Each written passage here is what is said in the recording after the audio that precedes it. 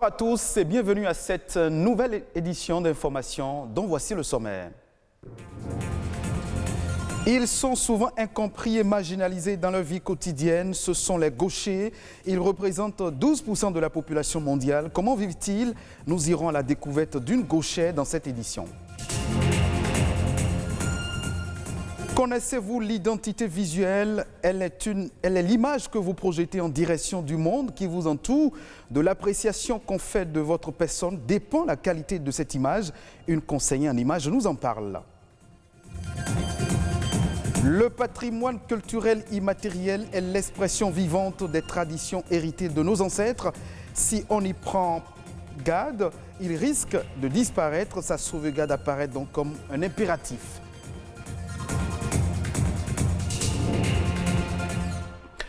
On démarre cette édition par cette information. Le président nigérian Muhammadu Buhari a ordonné hier la réouverture des frontières nigérianes avec le Bénin, le Niger et le Cameroun, près d'un an après la fermeture en août 2019. Il s'agit entre autres des frontières de Sémékraké, Ilela, Maïgatari et Unfon.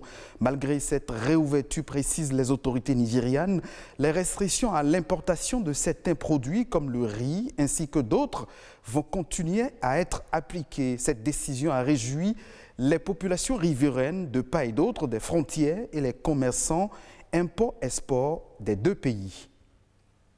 Immersion à présent dans la vie des gauchers qui sont considérés comme des personnes handicapées. Ce cliché qui leur colle à la peau constitue une stigmatisation. Pourtant, ils seraient ce que l'on appelle des génies en raison de la façon dont ils utilisent leur cerveau. Comment vivent les personnes gauchères dans un monde dominé par les droitiers? Pour répondre à cette question, une équipe de notre rédaction a fait une incursion dans le quotidien d'une gauchère, élève en classe de 6e, Louis Koudobor, Émile Azopota. Ce sont des personnes comme tout autre, mais dotées d'une particularité.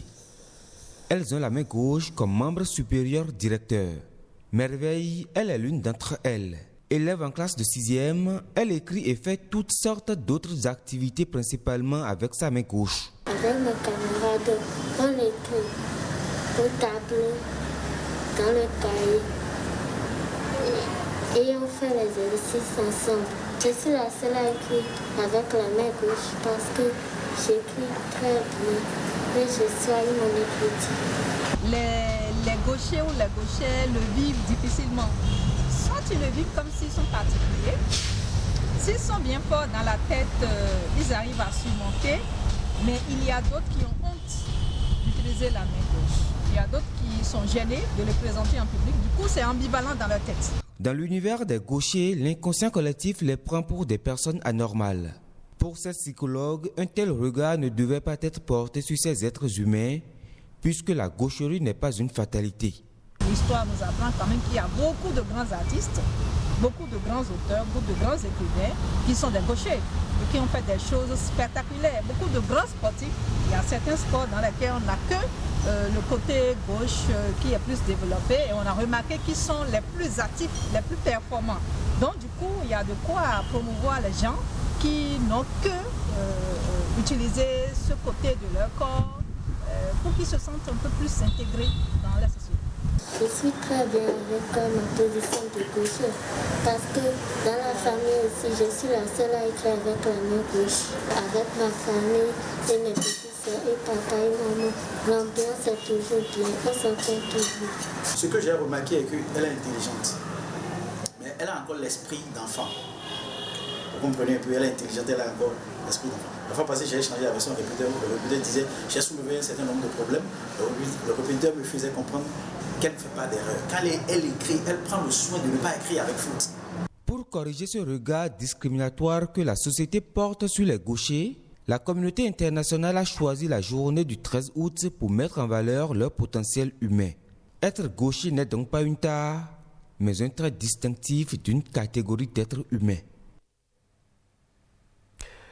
Avez-vous déjà entendu une fois parler de l'identité visuelle? Certainement oui. Elle est l'image, en effet, que vous transmettez chaque fois à travers les valeurs sociales, morales de votre personne. C'est pourquoi les entreprises sont attentives à cette image et créent souvent une identité visuelle.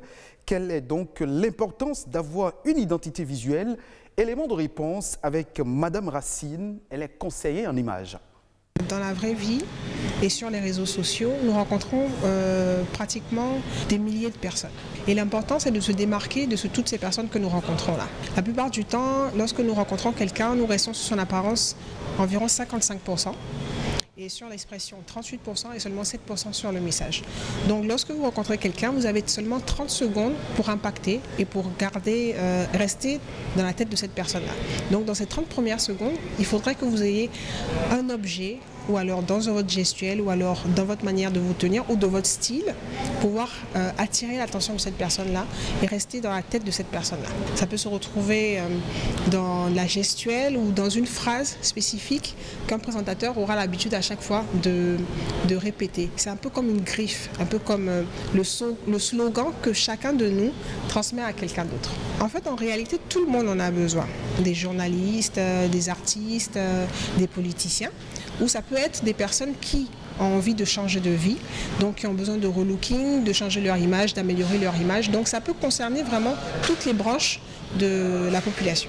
Dans mon métier de conseillère en images, l'habit fait le moine. Lorsque vous rencontrez quelqu'un, vous n'avez pas inscrite sur son front ou quelque part toute l'expérience de cette personne-là, la vie de cette personne-là ou encore le comportement de cette personne-là. C'est seulement l'apparence qui vous donnera toutes ces informations-là.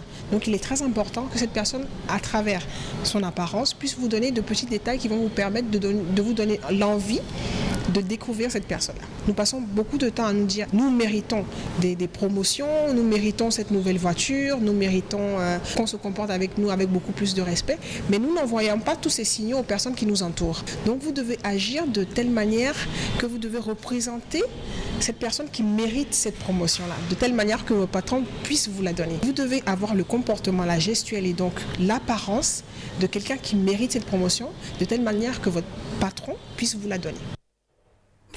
Venons-en maintenant à la culture. Le patrimoine culturel immatériel fait partie intégrante du secteur des arts et de la culture. C'est un facteur important de développement, surtout pour les pays en voie de développement comme le Bénin.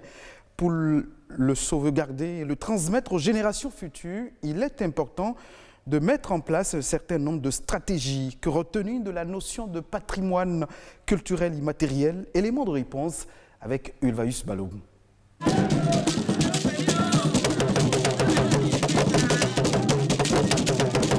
Ceci est un exemple de ce qu'est le patrimoine culturel immatériel. Encore appelé patrimoine vivant, c'est la principale source de la diversité culturelle.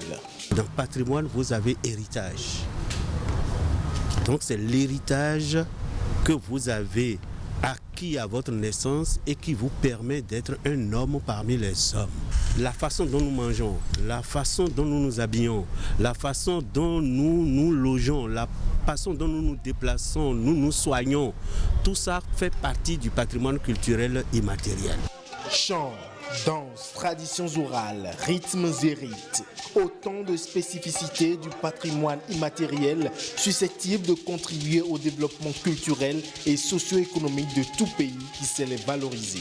Sans la promotion réelle de la culture en général, une nation ne peut jamais prétendre se développer. On peut organiser un festival international pour faire venir des gens au Bénin pour découvrir ce vestige-là qui est en forte disparition. Lorsque ces visiteurs viennent, on peut, sur la base, j'ai parlé de Masgelele, produire ce qu'on appelle des objets de souvenirs qui sont vendus aux étrangers et tous les touristes aujourd'hui adorent retourner chez eux avec un objet de souvenir de la destination qu'ils ont visitée. Cette richesse culturelle mérite d'être sauvegardée et transmise de génération en génération au risque de perdre sa valeur au fil des années. Une sauvegarde du patrimoine vivant qui n'est possible qu'à travers la mise en place de stratégies adéquates. En termes de stratégie, premièrement, il faut introduire les langues béninoises dans notre système éducatif béninois il est temps que nous ayons un institut de recherche culturelle qui soit une institution respectable par les moyens qu'on y met et les ressources humaines qui les animent. Prendre conscience du rôle de ce patrimoine dans la construction des identités culturelles et dans les meilleures connaissances de soi s'avère un atout. L'enjeu est de le sauvegarder afin de le transmettre aux générations futures, seul gage pour un développement certain. VIH-Sida, la situation s'améliore en Afrique du Sud, où la maladie est la plus répandue au monde. Où en sont les traitements et les recherches pour un éventuel vaccin, en particulier sur le continent africain? Plus de précisions dans ce reportage de nos confrères de France 24. En Afrique, les femmes ont 2 fois plus de chances d'être infectées par le virus du sida que les hommes. Dans ce centre universitaire de Johannesburg, on leur a peut-être trouvé un produit miracle. Cette chercheuse a mis au point une piqûre de cabotegravir, une substance qu'elle administre tous les 2 mois pour éviter la transmission du sida. Plus de 3000 femmes ont été testées dans 7 pays d'Afrique. Les résultats sont spectaculaires. Ce sont les résultats les plus impressionnants pour les femmes que j'ai vues dans ma carrière. Je suis convaincue que nous pouvons réduire, voire même éliminer la transmission du sida aux femmes. Les scientifiques se concentrent sur les plus vulnérables, les femmes, mais aussi les enfants.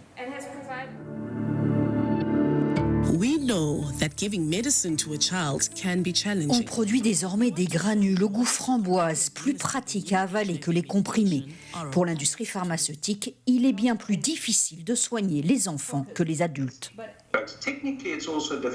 Techniquement, c'est très compliqué. Il faut savoir qu'un enfant qui pèse 5 kilos prend un dosage complètement différent d'un enfant qui en pèse 7 ou 10. Les activistes sud-africains se battent depuis plus de 20 ans pour que les séropositifs soient soignés gratuitement. La transmission du sida mère-enfant est une bataille presque gagnée. Depuis la généralisation des traitements, seulement 1% des bébés sont contaminés par leur maman. Une victoire que l'on doit à des médecins comme Glenda Gray, pédiatre à l'hôpital de Soweto dans les années 90. On a travaillé dans ce domaine à un moment où le gouvernement ne voulait pas croire que le VIH provoquait le sida. C'était subversif de travailler dans ce domaine à l'époque. Grâce au progrès scientifique et à la volonté politique, le sida est presque devenu en Afrique du Sud une maladie comme une autre.